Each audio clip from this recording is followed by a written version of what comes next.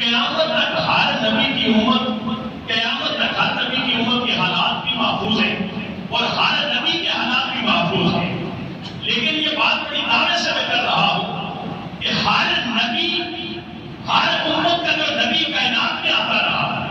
ہر نبی کی امت جتنی آزمائشات آتی رہی، اس نبی کی امت میں سے کسی امتی پہ اتنی آزمائشیں نہیں ہیں جتنی نبیوں پہ آزمائشیں آتی ہیں. حضرت موسیٰ کی امت ہے، حضرت موسیٰ پہ جتنی آزمائشیں آئی اتنی حضرت موسیٰ کا کوئی امتی یہ نہیں کہہ سکتے کہ میرے اوپر اتنی آزمائشیں آئی. حضرت عیسیٰ پہ جتنی آزمائشیں آئی، حضرت عیسیٰ کا کوئی امتی یہ نہیں کہہ سکتا کہ جتنی میرے اوپر مصیبتیں آئی ہیں اتنی کسی کے اوپر مصیبتیں نہیں آئی ہوں گی. بلکہ حضرت عیسیٰ پہ جتنی مصیبتیں آئی ہیں قیامت تک کوئی حضرت عیسیٰ کا امتی یہ دعویٰ نہیں کر سکتا کہ دین کے معاملے میں میرے اوپر اتنی مصیبتیں آئی. اسی طرح ہم امت محمدی کے ماننے والے قیامت تک اللہ اس امت کو نظام بخشے گا اور قیامت تک یہ امت جو ہے وہ انشاءاللہ موجود رہے گی. لیکن اللہ کے نبی کریم پہ جتنی آزمائشیں آئی ہیں، جتنے امتحانات آئے ہیں، جتنے اللہ کے نبی کے اوپر لوگوں نے تیر و تشریح جو ہے وہ تان و تشریح کے تیر برسائے ہیں، جتنے آپ کے راستے میں روڑے اٹکائے گئے ہیں، جتنے مصائب و آلام سے آپ کو گزرنا پڑا ہے، جتنی تنگیاں اور تکلیفیں اور جتنی لوگوں کی طرف سے ہزار رسائیاں ہوئی ہیں، جتنا اللہ کے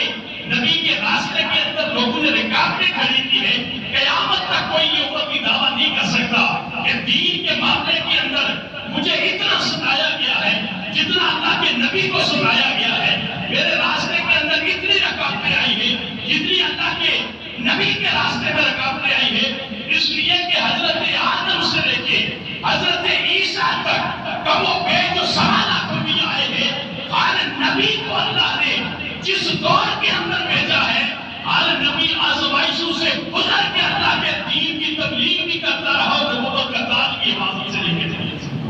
حضرت ابراہیم پیدا ہی ہوئے،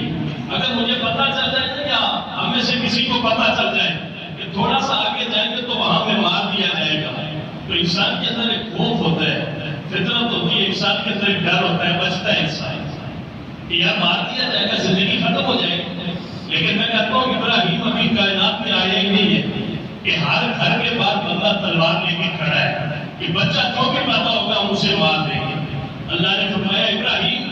دنیا کو یہی دکھانا چاہتا ہوں کہ سارا زمانہ تمہا ہے مارنے پہ اور رب چاہتا ہے تجھے بھیجنا. اب دیکھتے ہیں کہ زمانے والے کامیاب ہوتے ہیں یا رب کامیاب ہوتا ہے. نمرود نے محکمہ تیار کر دیا، ہر گھر کے بعد بندہ کھڑا ہے، جس گھر کے اندر بچہ پیدا ہو مار دیا جائے. لیکن رب اسی ماحول کے اندر ابراہیم کو بھیج رہا ہے. اگر رب چاہتا تو حضرت ابراہیم کو ایک ایسے ماحول میں بھیج سکتا تھا جس ماحول کے اندر افراتفری نہیں ہے، انتشار نہیں ہے، کوئی کسی قسم کا معاملہ مداخلت نہیں ہے. نمرود کو پتہ ہی نہیں ہے بچہ پیدا ہو چکا ہے. رب کی حکمت دیکھو کہ خاک کے اندر آ کے نمرود کو یہ بتا دیا جاتا ہے کہ وہ بچہ آنے والا ہے جس بچے نے آ کے تیری خدائی کے دل کو پاش پاش کرنا ہے. ادھر نمرود کی نمرودیت کو جگایا جا رہا ہے اور ادھر رب کائنات ابراہیم کو کائنات میں بھیجنے کا فیصلہ فرما رہا ہے. حضرت ابراہیم جس ماحول میں تشریف لاتے ہیں دیکھیں ہر طرف موت رقص کر رہی ہے، بچوں کے مارنے کا انتظار ہو رہا ہے، ننگی تلواریں لے کے ہر دروازے پہ آدمی کھڑا ہے. لیکن رب نے اسی ماحول کے اندر حضرت ابراہیم علیہ السلام کو پیدا فرمایا. حضرت ابراہیم کے اوپر جتنے امتحانات آئے اللہ نے حضرت ابراہیم کو اتنا ہی اعلیٰ مقام عطا فرمایا. یہ ایک لمبی حقیقت ہے. میں صرف ایک دو باتیں عرض کرنا چاہوں گا کہ دین کے معاملے میں رکاوٹیں ہوتی ہیں. بندہ جب دینداری کی طرف نکلتا ہے، لوگ جو ہے وہ اللہ کی طرف انسان کی جب رغبت ہوتی ہے تو اس کے اوپر پریشانیاں آتی ہیں. ممکن ہے بندہ نماز نہ پڑھتا ہو تو بڑا خوشحال ہو جاتا ہے، جو ہی نماز کی طرف آئے اس کی آزمائشیں شروع ہو جائیں. جب بندہ ہدایت کے راستے کی طرف نہ ہو، شاید اس کی زندگی بظاہر بڑی پرسکون گزر رہی ہو، لیکن شاید پھر وہ اس راستے کا مسافر بنے تو قدم قدم کے اوپر الجھنوں کا شکار ہو جائے. وہاں پہ آگے انسان گھبرا جاتا ہے. لیکن میرے بھائی بات یہ ہے کہ انسان پہ جتنا بڑا امتحان آتا ہے، اگر انسان کامیاب ہو جائے تو اس امتحان کے بعد اللہ اتنا ہی بڑا مقام عطا فرماتا ہے۔ چھوٹی سی مثال، قاعدے میں پڑھنے والا بچہ امتحان پاس کر لے تو اس کا اتنا زیادہ جو ہے وہ نہیں ہوتا کہ یہ بچہ پاس ہو گیا، ٹھیک ہے چھوٹی سی کلاس میں تھا، 2-4 کتابیں تھی، پڑھ کے آگے اگلی کلاس میں چلا گیا۔ اسی طرح کرتے کرتے جب بندہ میٹرک میں پہنچتا ہے، جب وہاں امتحان دیتا ہے، پاس ہوتا ہے تو اسے بڑی خوشی ہوتی ہے۔ امتحان بھی تھوڑا مشکل ہوتا ہے، محنت بھی ذرا زیادہ کرنی پڑتی ہے، لیکن جب بندہ پاس ہو جاتا ہے، بندے کو ایک مقام مل جاتا ہے کہ اب میں میٹرک پاس ہو گیا، اس کو خوشی بھی ملتی ہے، ایک مقام بھی ملتا ہے، لیکن وہ مقام ایک سخت امتحان سے گزر کے اسے ملا ہے۔ اسی طرح بندہ جو آگے جاتا ہے، جتنا بڑا امتحان ہوتا ہے، اگر بندہ امتحان پاس کر جائے تو اللہ تعالیٰ کی طرف سے اتنا ہی بڑا اس بندے کو انعام ملنا شروع ہو جاتا ہے۔ اب انبیاء کے انعامات دیکھیں، حضرت ابراہیم علیہ السلام کو آگ میں پھینکا جا رہا ہے، آگ میں پھینکا جا رہا ہے، لیکن اللہ کے حکم سے اللہ اس آگ کو گلزار بنا دیتا ہے اور ابراہیم اس آگ میں جل نہیں رہے، ابراہیم اس آگ میں جل نہیں رہے، اس لیے کہ اللہ وہاں ابراہیم کو امتحانوں سے گزار کے اب ابراہیم کا مقام دنیا کو دکھانا چاہتا تھا کہ لوگوں یہ میرا خلیل ہے، آگ ساری دنیا کو جلا سکتی ہے، لیکن جو میرا خلیل بن جائے یہ آگ اس پہ بھی اثر نہیں کرتی۔ دوسری طرف حضرت موسیٰ جس ماحول میں پیدا ہوتے ہیں، فرعون کا دور تھا اور اس ماحول کے اندر بھی بچوں کا پیدا ہونے سے پہلے ہی قتل کرنے کا حکم جاری ہو چکا تھا۔ حضرت موسیٰ فرعون کے گھر میں ہی پردش پانے کے لیے اللہ نے ایک بہانہ اور سبب بنا کے موسیٰ کو فرعون کے گھر میں پہنچا دیا۔ جب فرعون کی بیوی لے کے آئی تو حضرت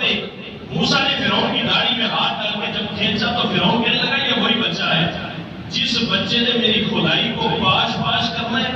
اور میری الہ کا دعویٰ جو ہے کھدائی کا دعویٰ اس کو ختم کرنا ہے۔ بیوی کہنے لگی نہیں بچہ ہے سمجھ نہیں ہے، اس لیے داڑھی میں ہاتھ ڈال دیا۔ بادشاہ نے کہا چلے اس کی سمجھی اور نہ سمجھی کا بھی امتحان لینا چاہتا تھا۔ اب امتحان کے لیے کیا تھا؟ کہا تنور سے گرم انگارے نکالو، ایک طرف انگارے رکھ دو، ایک طرف ہیرے اور جواہرات رکھ دو۔ اگر یہ بچہ انگارے اٹھائے گا تو میں سمجھوں گا کہ اس کو سمجھ نہیں ہے، لا سمجھی کے اندر میری داڑھی میں ہاتھ ڈالا ہے، اور اگر یہ بچہ ہیرے اور جواہرات اٹھائے گا تو میں اس کو قتل کر دوں گا اور میں سمجھوں گا کہ یہ واقعی سمجھدار بچہ ہے جو انگارے اور ہیرے کے اندر پہچان کر سکتا ہے کہ ناسمجھ بچہ نہیں ہے۔ کہتے ہیں ایک طرف انگارے پڑے، دوسری طرف ہیرے اور جواہرات پڑے۔ اللہ نے جبریل کو حکم ارشاد فرمایا اے جبریل جا کے موسیٰ کو کہہ دے کہ تو نے ہیرے اور جواہرات نہیں اٹھانے، تو نے انگاروں میں ہاتھ ڈالنا ہے۔ اب حضرت موسیٰ علیہ السلام چاہتے تو وہ ہیروں اور جواہرات کے اندر بھی ہاتھ ڈال سکتے تھے، لیکن اللہ کا حکم تھا، منشا خداوندی تھی، حضرت موسیٰ نے اس امتحان سے گزرنا تھا۔ کہتے حضرت موسیٰ نے وہ انگارہ اٹھایا، موسیٰ کا ہاتھ جل گیا، وہ انگارہ اپنی زبان منہ میں ڈال دیا، حضرت موسیٰ کی زبان جل گئی، اور رب جو ادھر ابراہیم کو پورے کے پورے ابراہیم کو آگ کے اندر پھینک رہا ہے اور ابراہیم کا ایک بال بھی نہیں چلنے دے رہا، ادھر دوسرا نبی صاحب کتاب نبی، صاحب امت نبی، صاحب عظمت نبی، ملک اعظم رسول جو ہے وہ انگارہ ہاتھ میں پکڑ رہا ہے، ہاتھ جل جاتا ہے، انگارہ منہ میں ڈالتا ہے، زبان جل جاتی ہے۔ کہا موسیٰ سن، تو نے امتحان پاس کیا ہے، اب تیرے ہاتھ کو عام ہاتھ نہیں رہنے دینا، تیری زبان کو عام زبان نہیں رہنے دینا۔ کہتے ہیں حضرت موسیٰ کا وہ ہاتھ جو جلا تھا، وہ ہاتھ پھر بعد میں معجزہ اللہ نے بنا دیا تھا۔ حضرت موسیٰ کے معجزات کے انہیں ایک معجزہ یہ تھا کہ وہ جلا ہوا ہاتھ موسیٰ جب بغل میں رکھتے باہر نکالتے تھے تو وہ سورج سے بھی زیادہ روشن ہو جایا کرتا تھا، اور لوگ دیکھتے تھے موسیٰ کا ہاتھ اور کلمہ خدا کا پڑھنا شروع کر دیتے تھے۔ اور رب فرماتا تھا یہ موسیٰ یہ تیرا ہاتھ عام ہاتھ نہیں ہے، یہ امتحان سے گزر کے آیا ہے، اب قیامت تک جہاں موسیٰ کا ذکر ہوگا وہاں موسیٰ کے ہاتھ کا بھی ذکر ہوگا، اس لیے کہ موسیٰ کا امتحان، موسیٰ کا ہاتھ امتحان پاس کر کے آیا ہے، اس لیے موسیٰ تیرے ہاتھ کو میں معجزہ بنا کے دنیا والوں کے لیے کلمے کی دلیل بنا دوں گا۔ اب حضرت موسیٰ کی زبان جل گئی،